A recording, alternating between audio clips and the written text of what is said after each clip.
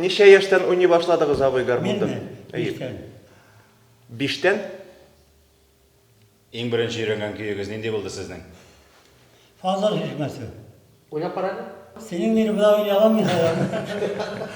Sizning so'nggi topqir qachon bo'ldingiz buni majlisda? Ha. Talyan bilan majlisda so'nggi topqir qachon bo'ldingiz buni ikkingizda?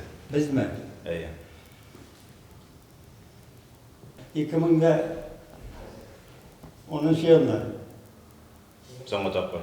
Siz qachon bo'ldingiz buni majlis ustida Biz bilen Samar'dan evli bulgamda bir yerine geleceğim 2015 yıllarda toyda buldum Samar'da.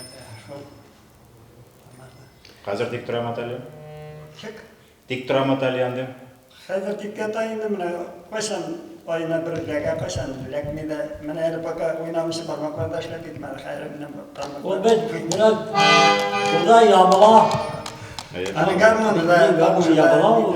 Tanımaya eğer oynamıtırsan. Ha, mesela oynayıp durmasın yağmala ama garmanın var üstünde zaten razı olur. Buradaki profesyonel şekilde kimsenin oynayıp birine bulsa da yıkımete olsa da oynayıp koysan ya. Kraynem hatta kabul. Kraynem.